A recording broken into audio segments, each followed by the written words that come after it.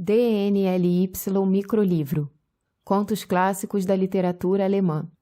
A Morte é um conto da escritora alemã Franziska zu Reventlow, publicado pela primeira vez em 1917. Divertido e com muita ironia, o conto trata de um falecido que escuta o que se passa em seu apartamento imediatamente após a sua morte. Tradução e leitura, Lilian Souza Danley. A Morte, de Franziska zu Reventlow. Ele estava morto, e isso era incrivelmente desconfortável para ele. A coisa toda parecia tão inoportuna e de mau gosto. Ele sempre se opôs a morrer na cama e tinha a mais profunda convicção que um dia acabaria por suicídio ou por acidente. Agora, a maldita doença o atingiu. Eles não tiveram tempo nem mesmo de levá-lo ao hospital. Ele simplesmente faleceu em seu apartamento.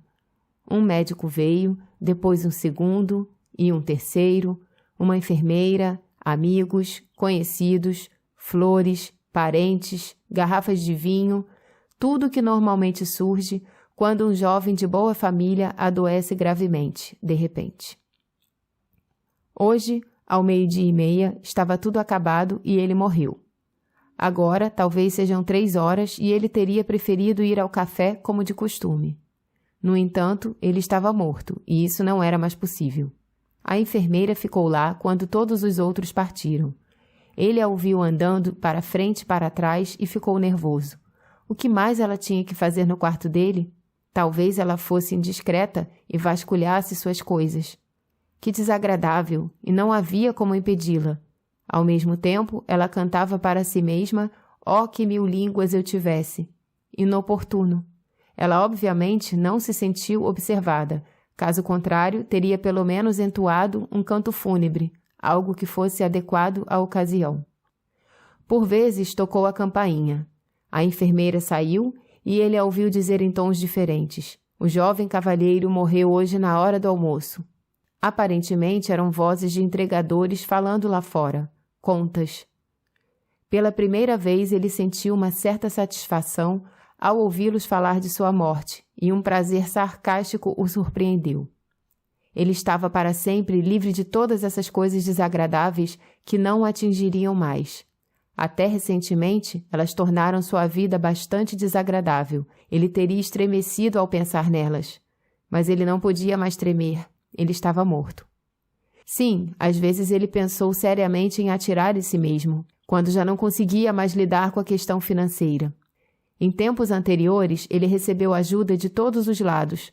Naquela época, ele era apenas um jovem esperançoso, e era esperado que ele, de alguma forma, tivesse êxito. Mas ele nunca teve êxito, e foi gradualmente considerado uma causa perdida. E como uma causa perdida, a pessoa tem a obrigação de ajudar a si mesmo ou desaparecer discretamente. Certamente teria um efeito bonito também, mas no final é melhor para os outros. Nas circunstâncias atuais, estas foram, na verdade, considerações inúteis. Tocou novamente, de maneira angustiante e dramática. Desta vez foi uma voz distintamente feminina, negociando com a enfermeira. É claro que era Maria. Ela parecia fazer uma cena. Ah, Maria! Ela não poderia existir sem cenas, e hoje, no dia de sua morte, quem sabe se alguma vez lhe seria oferecida tal oportunidade novamente. O quê? Nenhum direito. Tio. Eu. Isso não é verdade. Você não sabe nada sobre isso.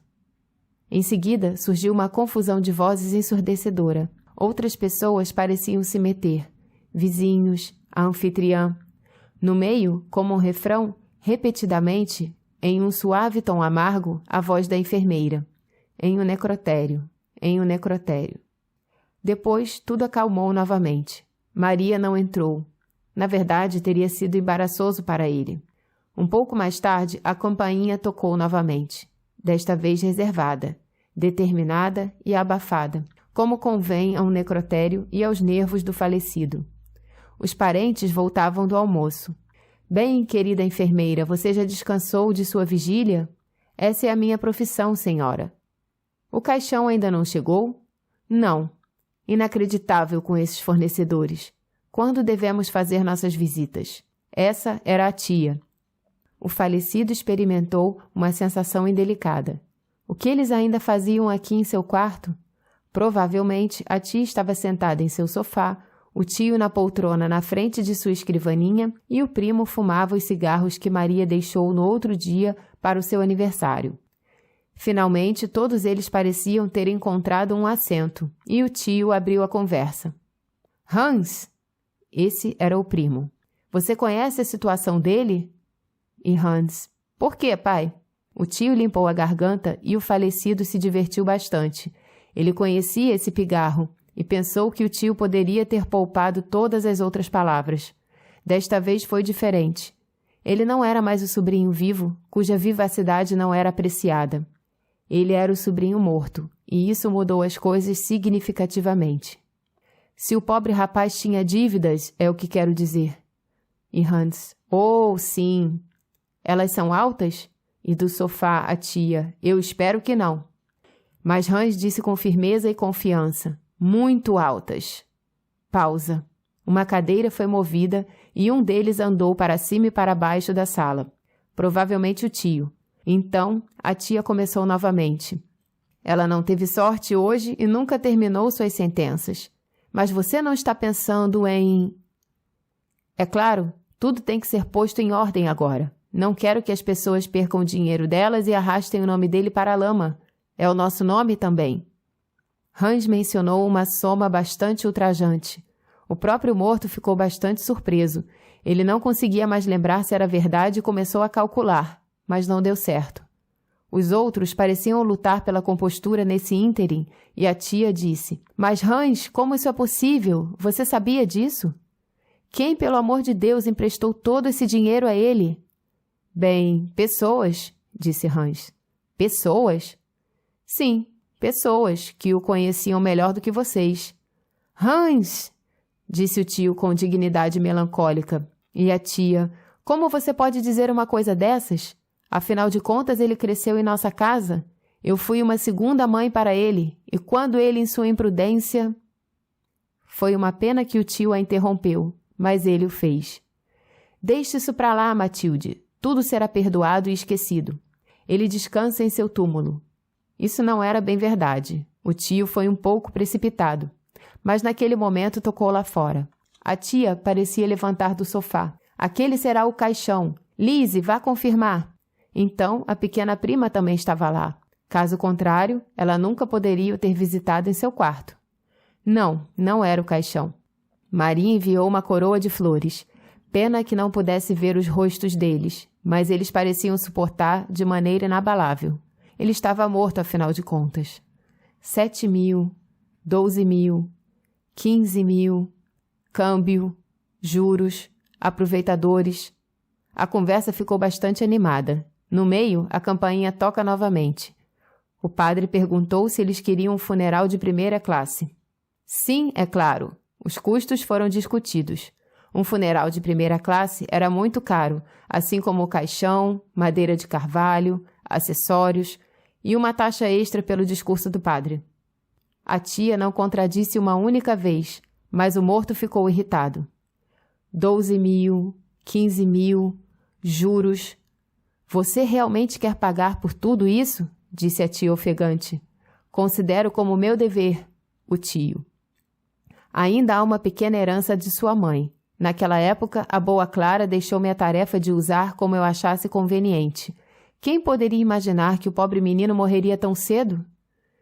Se ao menos você tivesse pago as dívidas dele enquanto ele ainda estava vivo? Essa era a pequena prima, que ainda não havia dito uma palavra. Pausa tenebrosa. Bravo, Lise, pensou o morto. Sim, a herança, a famosa herança. Ele não se importaria com isso agora, mas ele ficou irritado. Desde sempre, foi um ponto doloroso entre ele e seu tio. Quantas viagens maravilhosas ele poderia ter feito com a Maria! Eles sempre sonharam viajar juntos, com essa herança. Viajar decentemente, sob nomes falsos, com malas fabulosas, com necessaires de fada e roupas impecáveis. Somente sapatos de verniz estariam à sua porta. Na quarta-feira, tomamos café da manhã no Egito. Agora ele estava morto. Os credores herdaram. Maria nunca conseguiria roupas bonitas e nunca tomaria café da manhã no Egito. A campainha tocou. "O caixão!" disse a tia. "Não, o homem da gráfica está aqui." "Diga-lhe para esperar um momento. Já preparamos ontem, quando o médico disse... A nota deve estar na escrivaninha, lá." Hoje, nosso querido sobrinho faleceu após uma curta e grave enfermidade. Se o caixão chegasse, pensou o defunto. Ele começou a compartilhar a impaciência de sua tia. Ele queria finalmente ter paz. Não foi realmente um prazer ouvi-los atirando somas de dinheiro dessa maneira. Após uma curta e severa enfermidade, suavemente adormeceu no Senhor. "Ele não adormeceu no Senhor", observou a tia com ênfase acentuada. "Jesus aceita os pecadores", disse a voz da enfermeira. "Você acredita que sim?" disse Hans. A campainha tocou novamente. Desta vez foi o caixão. Este foi um audiolivro da DNLY Microlivro. Para mais informações, www.dnlytext.de